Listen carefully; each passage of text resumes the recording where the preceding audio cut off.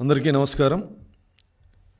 Skill development కేసులో కిలార్ రాజేష్ గారిని అన్యాయంగా ఇరికించి ఎటువంటి ఆధారాలు లేకుండా చంద్రబాబు నాయుడు గారి పైన కేసు పెట్టడమే కాకుండా ఈ కేసుకు సంబంధించి చంద్రబాబు నాయుడు గారికి స్కిల్ డెవలప్మెంట్కి మధ్యవర్తిగా కిలార్ రాజేష్ గారు వ్యవహరించారని చెప్పేసి సిఐడి అనవసర అభియోగాలు చేసి చంద్రబాబు నాయుడు గారు అరెస్ట్ తర్వాత సిఐడి సమర్పించిన రిమాండ్ రిపోర్ట్లో కస్టడీ పిటిషన్లో అఫిడవిట్లో కిలార్ రాజేష్ పేరుని చేర్చారు. 10/10/23 160 సిఆర్పిసి నోటీస్ ఇచ్చి 16/10/23 రాజేష్ని సిఐడి విచారణకు రమ్మన్నారు. కానీ అదే రోజు రాజేష్ని వాంటెడ్ పర్సన్గా పేర్కొంటూ లుకింగ్ నోటీసులు ఇచ్చారు. విచారణకు పిలిచిన రోజే వాంటెడ్ పర్సన్గా లుకౌట్ నోటీసులు ఎలా ఇస్తారని చెప్పి సందర్భంగా ప్రశ్నిస్తాను. అదేవిధంగా 13వ తారీఖు 10వ నెల 23న యాంటిసిపేటరీ బెయిల్కి హైకోర్టును అప్రోచ్ అయినప్పుడు సిఐడి కోర్టు అన్ని అబద్ధాలు చెప్పింది. నేను కేవలం కిలార్ రాజేష్ని సాక్షిగా వ్యవహరిస్తున్నాను తప్ప నిందితుడిగా కాదని చెప్పేసి అసత్యపు మాటలు కోర్టును చెప్పి నమ్మించడం జరిగింది. విట్నెస్గా పిలిస్తే వాంటెడ్ పర్సన్గా లుకౌట్ నోటీసులు ఎలా ఇస్తారని చెప్పి సందర్భంగా ప్రశ్నిస్తూ అదే రోజు కిలార్ రాజేష్కు కోర్టు ముందస్తు బెయిల్ మంజూరు చేసింది. 16వ తారీఖు 10/23న సిఐడి విచారణకు హాజరయ్యారు. రాజేష్ని విచారించే సమయంలో అక్కడ 2 ward security staff, intelligence DG PSR Anjaneyulu garu అక్కడ ఉండడం అందరికీ ఆశ్చర్యాన్ని కలిగిస్తోంది.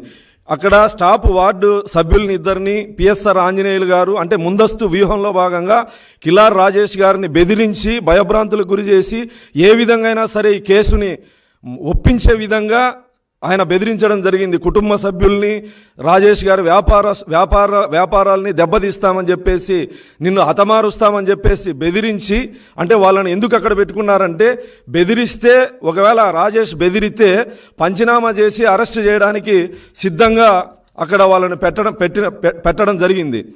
పిఎస్ఆర్ ఆంజనేయులకి ఇంటెలిజెన్స్ చీఫ్గా పనిచేస్తున్నటువంటి వ్యక్తికి సిఐడి విచారిస్తున్న సమయంలో అక్కడ ఏం పని ఉందని చెప్పి సందర్భంగా ప్రశ్నిస్తూ ఉన్నాం. నీకు అంతగా జగన్మోహన్ రెడ్డిని అన్నాని సంబోధించేటువంటి ఐపీఎస్ అధికారి ఆంజనేయులు గారు నీకు నీ తమ్ముడి మీదనో అన్న మీదనో అంత మమకారం ఉంటే ఐపీఎస్ ఉద్యోగానికి రాజీనామా చేసి నువ్వు జగన్ కోసం పనిచేయ, కానీ గూండాల్లాగా టీడీపీ నేతల్ని బెదిరించడానికి, ఆర్థిక మూలాలను దెబ్బకొట్టడానికి నువ్వు జగన్మోహన్ రెడ్డికి పనిచేస్తాను, ఇది మంచి పద్ధతి కాదని చెప్పి నేను సందర్భంగా హెచ్చరిస్తా ఉన్నా. సిఐడి తమకు కావలసిన సమాధానం రాబట్టుకోవడం కోసం అనేక రకాలుగా రాజేష్ గారిని ఇబ్బంది పెట్టి అవసరమైతే హతమార్చే విధంగా కూడా బెదిరించడం జరిగింది. ఇలా సిఐడి అధికారులు జగన్మోహన్ రెడ్డి జోబు సంస్థలో వ్యవహరిస్తూ కిరాతకంగా, అంటే వీధి రౌడీల కంటే అధ్వానంగా వ్యవహరిస్తున్నటువంటి సిఐడి పద్ధతి మార్చుకోవాలి. 17/10/23 విచారణకు రాలేనని చెప్పడంతో 30/1/2/3/7 వరకు 160 సిఆర్పిసి నోటీసులు జారీ చేసి లేని ఆధారాలని సబ్మిట్ చేయాలని రాజేష్ గారి మీద ఒత్తిడి చేయడం జరిగింది. కోర్టుకు సమర్పించే కాగితాల్లో మాత్రం రాజేష్ గారిని సాక్షిగా సంబోధించి విచారణ సమయంలో మాత్రం అక్యూజ్డ్గా నమోదు చేయడం, ఇది సిఐడి జగన్మోహన్ రెడ్డి ప్రభుత్వ 2 నాలుకల ధోరణికి ఉదాహరణ. 10వ తారీఖు 10వ నెల 23న సిఐడి బెదిరింపులకు దిగడంతో ఆర్టికల్ 20/3లో రాజ్యాంగం పౌరులకి ప్రసాదించిన ప్రాథమిక హక్కులకి భంగం కలుగుతుందని చెప్పేసి రాజేష్ గారు విచారణకు హాజరు కాకపోవడం జరిగింది. 7వ తారీఖు 11వ నెల 23న హైదరాబాదులో 2 గుర్తు తెలియని వ్యక్తులు కాపు కాసి రాజేష్ గారి ఇంటి దగ్గర నుంచి స్కూల్కి తమ పిల్లల్ని తీసుకురావడానికి వెళ్ళేటువంటి సమయంలో బైకుల్లో వెంబడించి హతమారుస్తాం, మా సార్ చెప్పినట్లు వినకపోతే నిన్ను, నీ కుటుంబాన్ని హత్య చేస్తామని బెదిరించడం జరిగింది. దీనికి సంబంధించి జూబ్లీ హిల్స్ పోలీస్ స్టేషన్లో కేసు నమోదు చేసి విచారిస్తే ఇక్కడ ఆంధ్రప్రదేశ్కి సంబంధించిన పిఎస్ఆర్ ఆంజనేయులు ఇంటెలిజెన్సీ డీజీ, అదేవిధంగా రఘురామరెడ్డి ఐపీఎస్కి సంబంధించినటువంటి హెడ్ కానిస్టేబుల్, అతని పేరు కూడా ఆంజనేయులే, అతను బెదిరించినట్లు, అక్కడికి వచ్చి బెదిరించినట్లు ఆ జూబ్లీ హిల్స్ పోలీసులు విచారణలో తేలింది.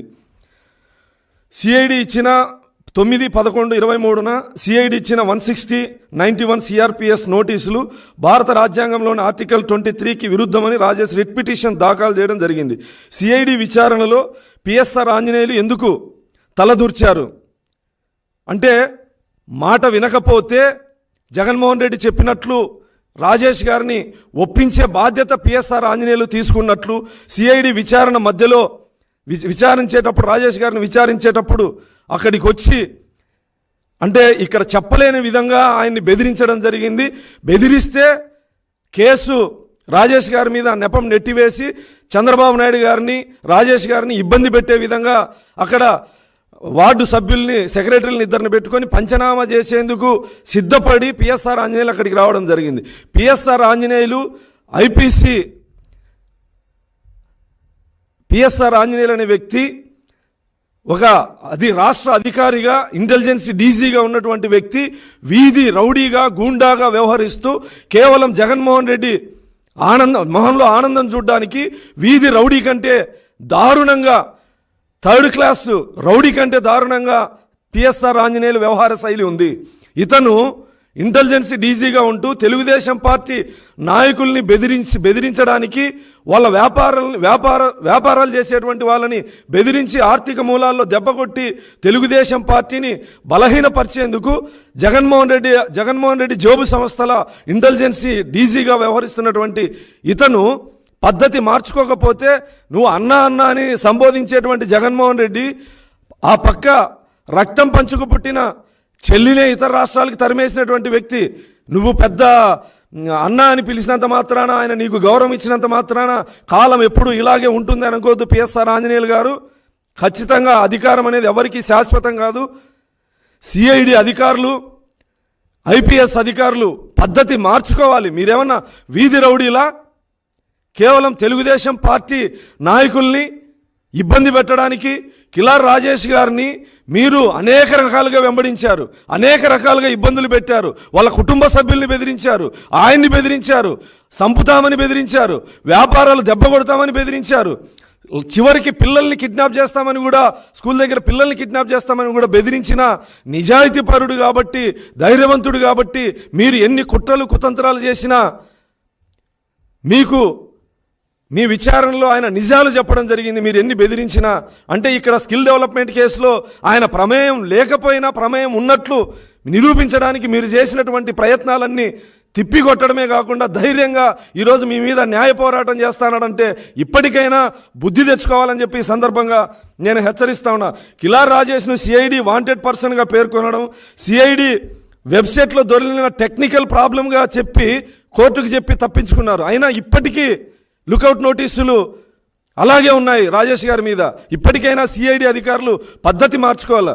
ధనుంజయ్ గారు సిఐడి డిఎస్పీ గారు, ఈయన సిఐలుగా పనిచేస్తున్నటువంటి డిఎస్పీలకి ఐపీఎస్లకి వైఎస్ఆర్ కాంగ్రెస్ పార్టీ టికెట్లు ఇప్పించడానికి మధ్యవర్తిగా బ్రోకర్గా వ్యవహరిస్తున్నాడు. ఎందుకంటే చంద్రబాబు నాయుడు గారిని అరెస్ట్ చేశాను, కిలార్ రాజేష్ గారిని తెలుగుదేశం పార్టీ కీలక నేతని ఇబ్బంది పెట్టాను అని చెప్పి జగన్మోహన్ రెడ్డి దగ్గర ఇతని టీంలో ఉన్నటువంటి సిఐలకి డిఎస్పీలకి వైసీపీ ఎమ్మెల్యేలు ఎంపీ సీట్లు ఇప్పించేదానికి బ్రోకర్గా పనిచేస్తున్నాడు. నువ్వు ధనుంజయ నాయుడు సిఐడి డిఎస్పీవా లేకుంటే రౌడీ షీటర్వా? లాండ్ ఆర్డర్ మెయింటైన్ చేయాల్సినటువంటి సిఐడి అధికారులు, బాధితుల పక్షాన ఉండాల్సినటువంటి సిఐడి అధికారులు ఈరోజు బాధితుల్ని బెదిరించి సాక్షుల్ని నిందితులుగా చేయడానికి, ప్రభుత్వం ఏం చెప్తే అది చేయడానికి మీరు కేవలం జగన్మోహన్ రెడ్డి జోబు సంస్థల వ్యవహరిస్తున్నారు. ఇది మంచి పద్ధతి కాదని చెప్పి సందర్భంగా హెచ్చరిస్తాను. విచారణ సమయంలో పిఎస్ఆర్ ఆంజనేయులు ప్రమేయం పైన 17, 11, 23 సిఐడి కోర్టులో కౌంటర్ అఫిడవిట్ దాఖలు చేయడం జరిగింది రాజేష్ గారు. అంటే ఆయన ధైర్యం నిజాయితీ, రాజేష్ గారి ధైర్యం నిజాయితీ పరుడు కాబట్టే మీరు ఎన్ని కుట్రలు కుతంత్రాలు ఆయన్ని భయభ్రాంతులు గురి చేసే విధంగా వ్యవహరించినా రాజేష్ గారు ధైర్యంగా న్యాయ పోరాటం చేస్తారంటే ఇప్పటికైనా సిఐడి అధికారులు అర్థం చేసుకోవాలి. సిఐడి చీఫ్ సంజయ్ గారు కానీ అంతకుముందు ఉన్నటువంటి సునీల్ కుమార్ కానీ దళిత ఆఫీసర్లుగా ఉండి అన్యాయంగా దుర్మార్గంగా దళితులకి హింస పెడతానే, హత్యలు చేస్తా ఉన్నా కనీసం నోరు మెదపకుండా మీరు జగన్మోహన్ రెడ్డి జేబు సంస్థల పనిచేయడం మంచి పద్ధతి కాదు. ఖచ్చితంగా వీటికి మూల్యం చెల్లించుకోక తప్పదు. రెడ్ బుక్ మీద వణికిపోతున్నటువంటి పోలీస్ అధికారులు నిజాయితీగా పనిచేయండి. చట్టాన్ని ఉల్లంఘించి మీరు ప్రభుత్వానికి ఊడిగం చేసే విధంగా తెలుగుదేశం పార్టీ నాయకుల్ని బెదిరిస్తూ భయభ్రాంతులకు గురి చేసే విధంగా వ్యవహరించేటువంటి ప్రతి అధికారికి తగిన మూల్యం చెల్లించుకోక తప్పదని సందర్భంగా హెచ్చరిస్తా ఉన్నా.